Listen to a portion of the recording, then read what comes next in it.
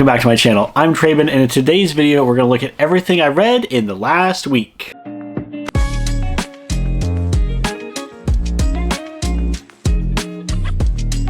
Once again, it is Sunday. It is time to look back on the week and everything that I read, and it's not a lot this week. I read a very challenging book this week, and that is probably why it took me so long to get through with it, because it was one of these things where I had to really focus in and concentrate on what was happening, and we'll talk about that. This is the first book I want to discuss. I managed to get through a couple of graphic novels in last night's reading sprints, so bringing those numbers up, keeping reading every day, but not a whole lot to talk about this week, so should be a short video. The major book that I read this week was Harrow the Ninth, which is the sequel to Gideon the Ninth, which I read, I think, sometime last year, and was really impressed by. Gideon the Ninth is, for the most part, a straightforward kind of action, adventure, mystery type novel. It has a very cool setting, has very inventive magic system that is completely focused on necromancy and various aspects of necromancy. So some people work with like reviving skeletons, and some people work with like blood magic or work with the flesh. Bringing people back to life is a possibility, as like zombies. And so a very interesting world. We have these 9 different houses. They all have a different role. They all have like a leader, and each leader has a protector. So it is like the scions of the house, and then they have their cavaliers. And there were some like twists and turns in the first book, but overall it was fairly straightforward. Nothing too complicated other than the massive amount of characters you had to learn and their interplay with each other. This book is something else, and it was very challenging to get through. This was not my first time trying to read through it. I began listening to the audiobook shortly after finishing the first book, but oh man, okay, half this book, when you pick it up, half this book feels like a retelling of the first book where everything is happening differently. Okay, they're going back to this same gathering they had in the first book. It's all the same characters, but it's not playing out the way that it did in the first book. And the other half of the book is in second person, and I can list on one hand the number of books in my library of over 2,000, how many have had second person narration in them. It's like a standout thing. You do not typically do that. And so it's just very difficult, even just from a writing perspective. It's very challenging to start parsing what is happening in this story. Naturally, as you go on in reading this book, it becomes more apparent what's really happening, both with the way that the narrative is structured and that second person narration, like what all that is about and the purpose it serves.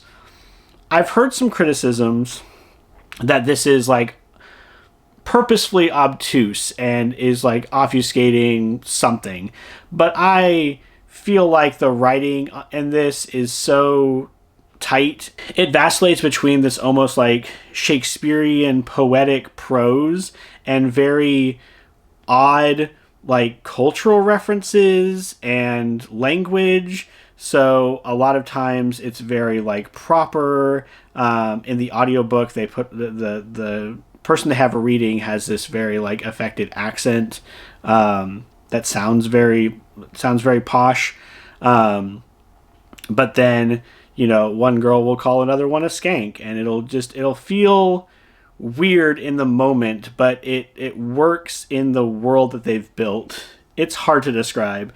My point is, I have every confidence that Tamsin Muir is in complete control of this narrative and this story, and everything in here was intentional, and it was purposefully made to be something that you have to always be paying attention to. This is not something you can kind of drift off listening to the audiobook or be distracted while reading, or you're going to miss like key ideas that are going to be important for the entire explanation of what happens later. I don't want to get into a lot of like story bits here, other than to say this is following Harrow, a character from the first book, as she is struggling with grief and loss and this new role that she has to undertake.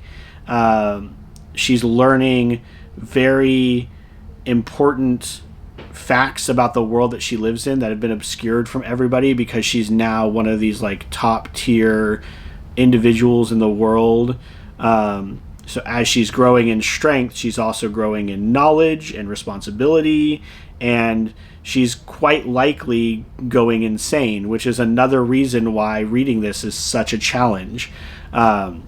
It's written, at least at the start, from someone whose mind has a distorted point of view. This is an unreliable narrator. So all that's to say, I do intend on doing an actual review of this book. Well, I'll probably echo a lot of these same things, but go into more depth as to what exactly happens in the book and why I feel it's so masterful.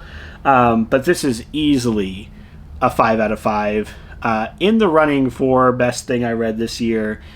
It's very different from Anxious People, which was my other forerunner for that title, but much more in my wheelhouse of like fantasy, dark, necromancy, that all that stuff really hits for me. So I would definitely recommend it.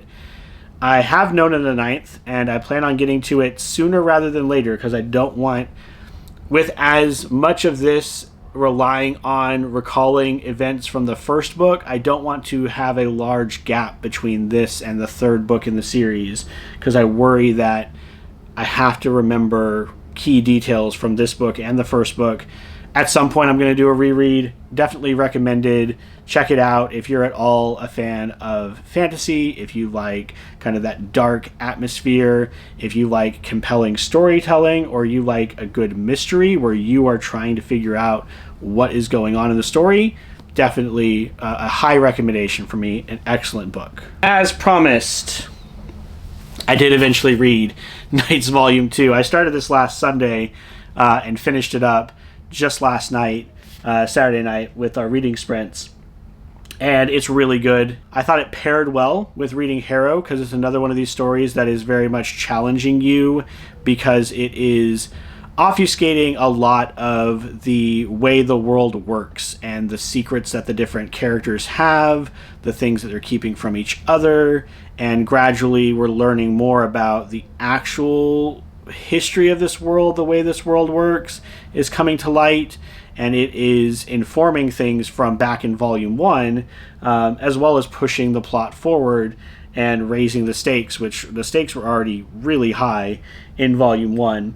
While still maintaining, again, much like Harrow, this kind of vacillation between very serious, poignant moments and very silly, funny moments. There's a lot of pop culture references.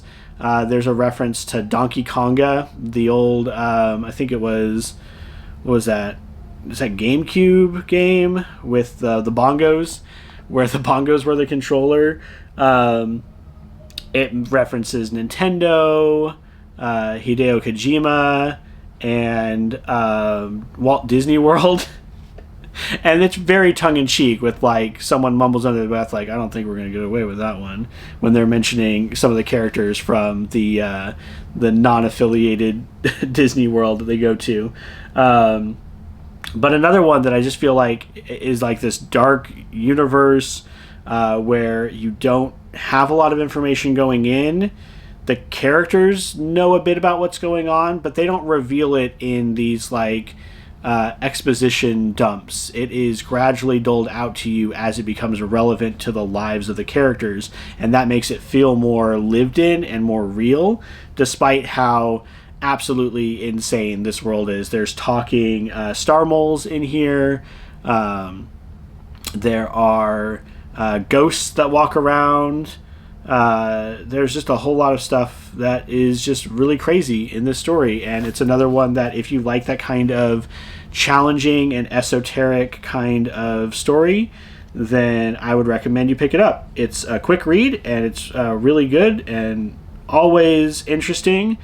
Keeps me on the edge of my seat. Action scenes, amazing, and it really makes me wonder every time I finish a volume, how is this going to continue? What is going to happen next? Where can they go from here? And I very much look forward to seeing in the next volume what happens.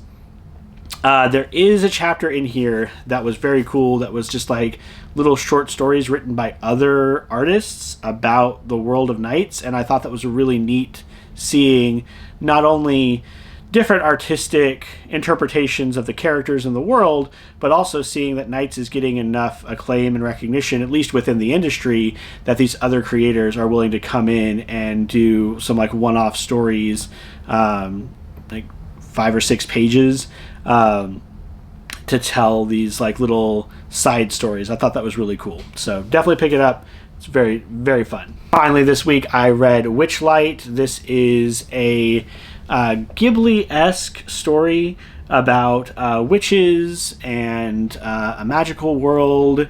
It is very character-driven, very similar to some of the things I've been reading recently with my TBR swap with my wife.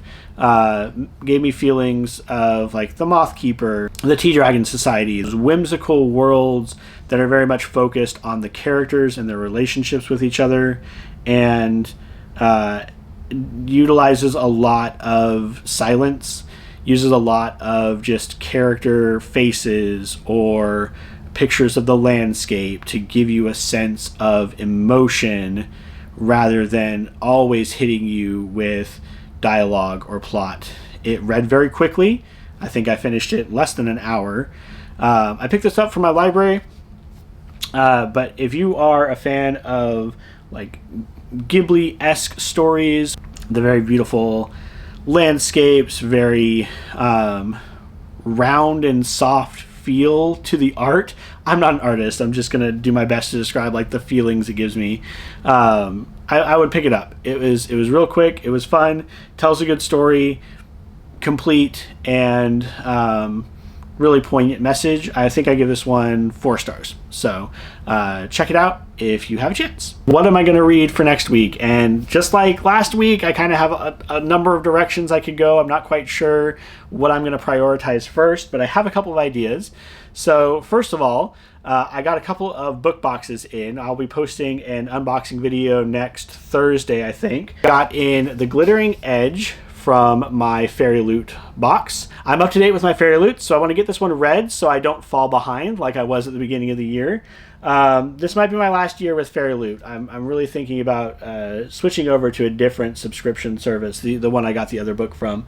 And this one seems like it's primarily romance, but then when I opened it up, there is like definitely a magical bent to it. So interested to see where this one goes. And these tend to read fairly quickly, so I'm not too terribly worried about getting through this in a few days. The other title I got out of my boxes was from Caffeine and Legends, which was Guard in the Garden. Low stakes fantasy, so like Legends and Lattes. I very much enjoy that niche within the genre.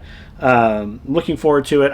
It came with some drinking chocolate, so I'm going to heat some of that up. I'm probably going to start this one tonight. I'm going to heat some of that drinking chocolate up, get cozy, crack this one open. Ex-soldier has to take a sabbatical or can't fight in wars no more, and becomes a gardener instead in a magical world, and that just seems like a lovely story. I'm still wanting to get Ami read. I think the next book in this series comes out in September, and I want to be ready and caught up so I can just pick up the next one, stay current with this series. This is the Guardians of Dawn series.